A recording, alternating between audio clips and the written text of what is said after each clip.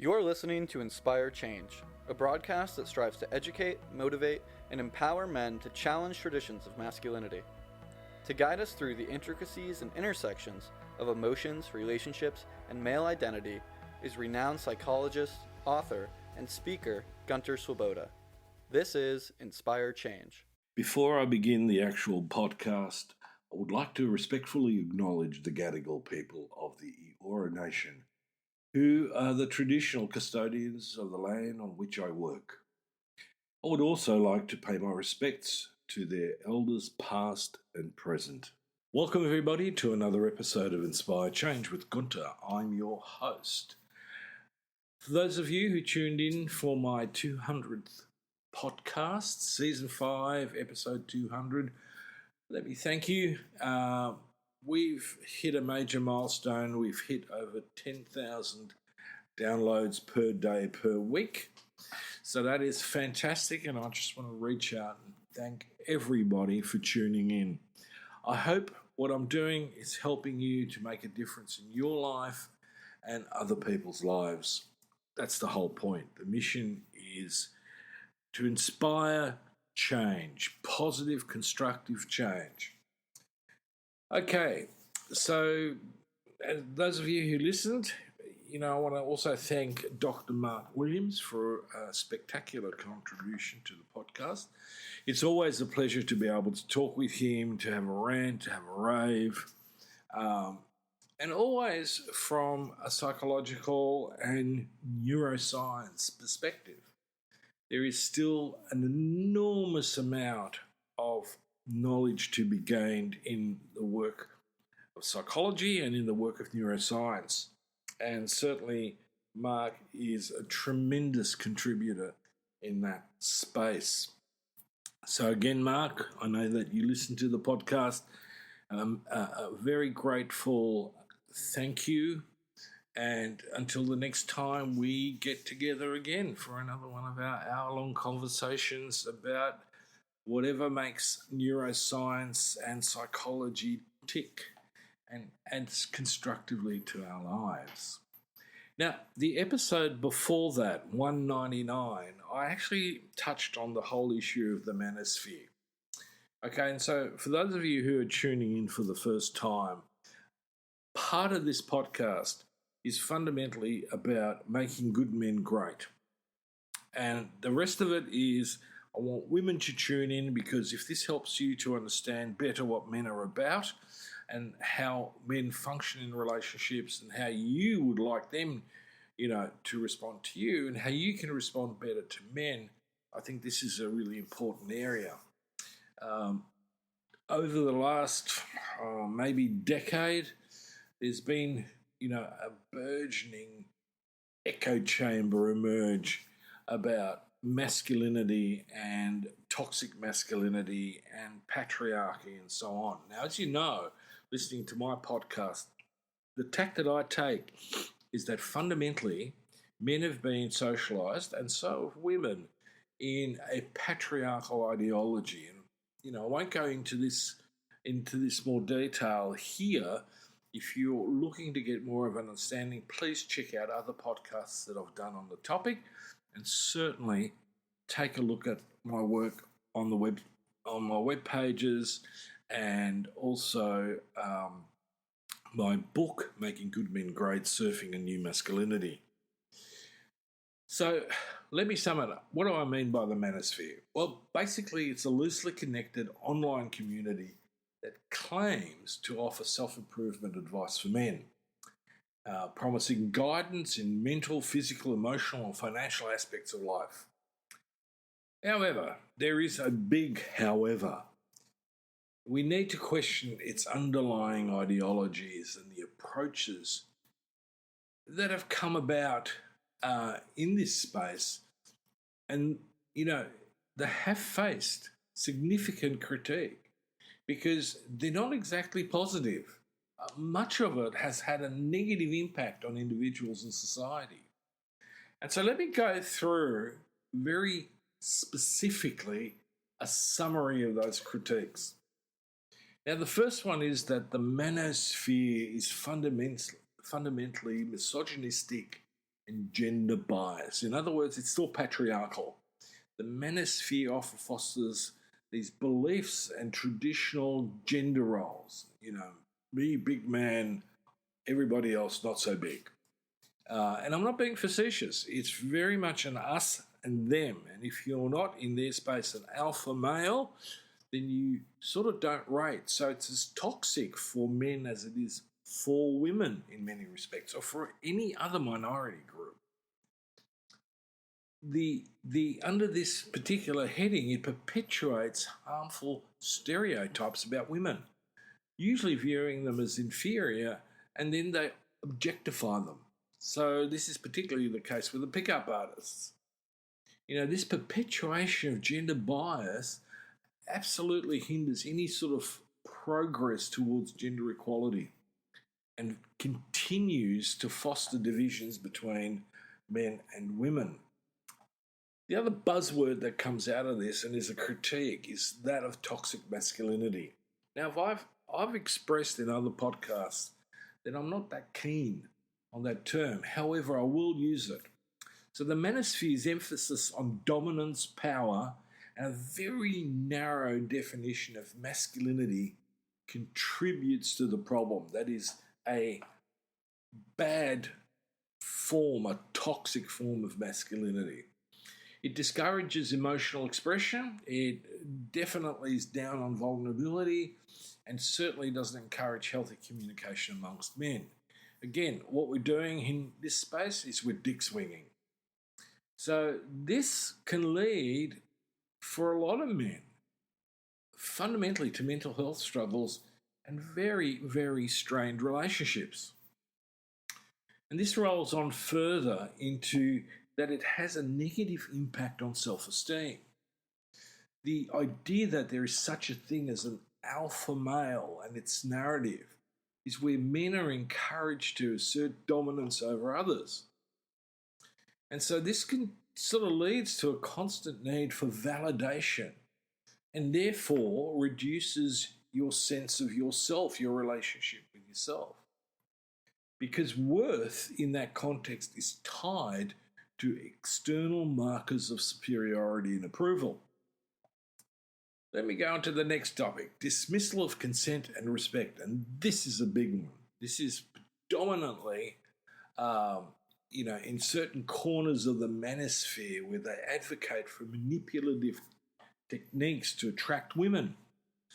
It disregards the importance of consent and mutual respect in relationships. They'll use arguments like women enjoy being dominated. Look at the research in sexual fantasies amongst women, blah, blah, blah. So we continue then with perpetuating unhealthy power dynamics and again, further harmful interactions. And a lot of that stuff doesn't end up very well for men.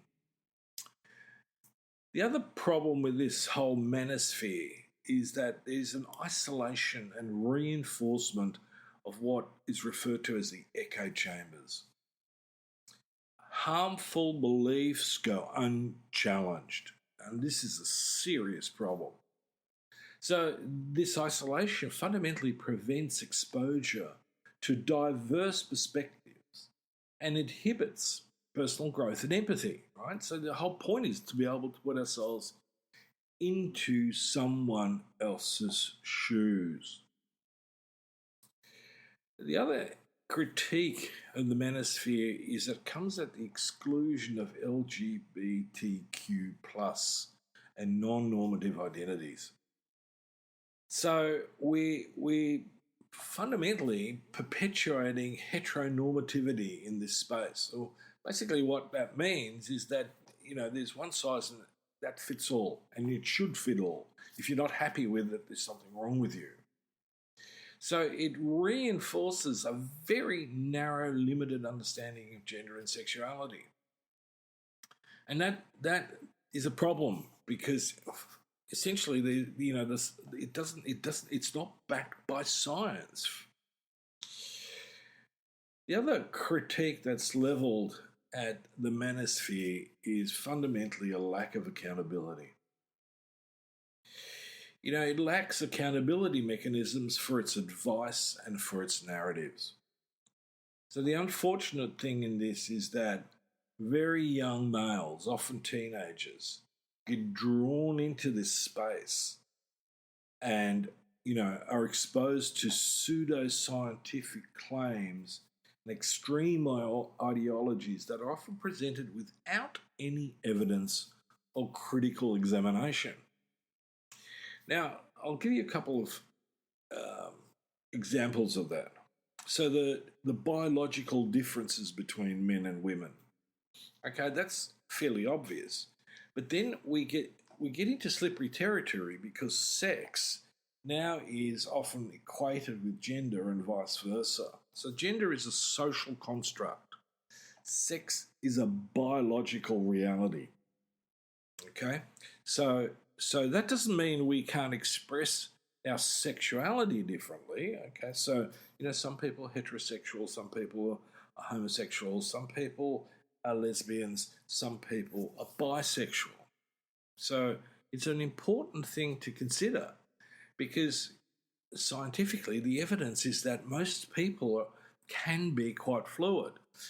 In my experience, clinically, I tend to think women are probably a bit more flexible about their sexual orientation than men. Men tend to be much, much more hardwired, although there are some debates about, what is sexual orientation, and some argument rests on the fact that sexual orientation is something that you have for life.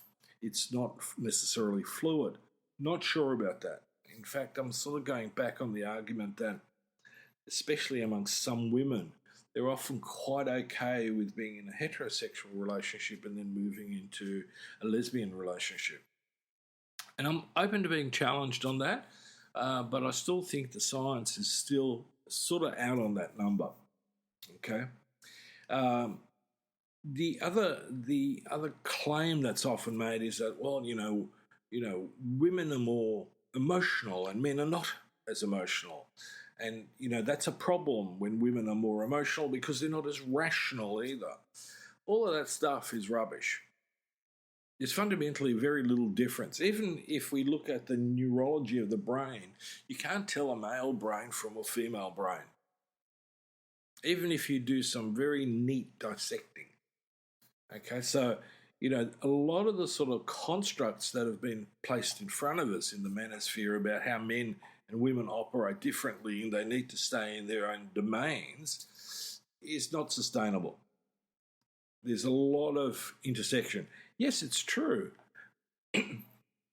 that fundamentally men, biologically, physically, are about 25% on average stronger than women. But that doesn't mean that women can't find a way to, exercise, where they're pushing their musculature to peak performance. Right? But the other part to this is that women can offset physical strength with agility and with some smarts. Right? We can train women in martial arts and they can become, by and large, fairly equal as fighters to most men, especially untrained men. There's been a few examples of that in, the media, social media, about where some dude thought he'd take on this woman and then suddenly discovered to his own detriment that this woman absolutely wiped the floor with him because she's a martial artist or, a cage fighter. The other problem and the critique that is very important in this context is that the manosphere focuses on materialism and superficial success. Andrew Tate and his host of cars and gold and all this sort of stuff. Again, we're coming back to the focus is on achieving external markers of success, which gives you what I refer to as acquired narcissistic tendencies. Now, this fundamentally leads to a shallow sense of fulfillment. It is not going to, make you feel happier in the long term. Right? It's hollow. We, as a human being, when we subscribe to that, become hollow. Here's the biggie: the manosphere and its ideologies fundamentally undermine relationships. The manosphere narratives encourage power struggles, they encourage distrust, and they encourage manipulation. Um, so there is no sense wherein the person can really develop an equal, egalitarian, intimate relationship with their partner. And so we get these very dysfunctional dynamics where true, genuine emotional connections are eroded. And this is very, very important because ultimately what makes us healthy, folks, is having great connections. It also, and this is the final one that I want to bring up, is it propagates anger and resentment. Not all of the little segments in the manosphere, but a large part of it. I mean, when I listen to, the men's rights movement and, blue pill, red pill stuff, these things really flare up, especially anger and resentment towards women and then society at large. So this is not about being healthy and inclusive and collaborative. This is back to the us versus them. So we then get caught up in a toxic cycle of negativity, hindering personal development whilst perpetuating harmful beliefs. Stuff that's simply not true. So, whilst on the surface the manosphere may promise self-improvement for men, the critiques that I've brought to bear here point to the negative impact it has on individuals' attitudes, behaviours, relationships, and most importantly, in many respects, mental well-being. This highlights what I talk a lot about, and that is that we have a deep need for a more inclusive, empathic, and respectful approach to both personal growth and the pursuit of a healthy masculinity. So, on that note, please think about this. If you are an adult and if you have children, boys are particularly vulnerable to this space. Once they get locked into it, there's a certain level of grooming that occurs in this space. Educate your daughters as well about what the consequences are in this, because boys can be very persuasive on many levels about why the way that they look at things, is the right way. So can girls. But, again, we need to educate our children, our teenagers and young adults about appropriate behaviours. Remember, being inclusive, being respectful, having empathy, being, sharing things and being above all cooperative with each other. They are the cornerstones of a healthy society. So I hope I'm leaving you with some really solid food for thought on this particular topic. I'm probably not going to come back to it for a little bit. One of the things that I want to lead into in the next podcast is actually doing a bit of a dive into the knowledge space. What is knowledge and how is it used? Because my observation in the last 25 years is that in general, we are starting to lose a little bit of a handle on what's useful, what's appropriate, what's real. Someone's opinion is not a fact. A fact is also not opinion. So we need to be very careful about what we attribute to the whole concept of knowledge. And then, the little cherry on top. And what is it that makes us wise? And on that note, this is me signing off until the next podcast. Thank you for listening to Inspire Change, a broadcast that strives to educate, motivate, and empower men to challenge traditions of masculinity. For more information on the Making Good Men Great movement, or for individual or group coaching sessions with Gunter, visit makinggoodmengreat.com. For inquiries regarding broadcast topics or appearing on the show, email Miranda at noirtainment.com. That's Miranda at NOIRTAINMENT.com.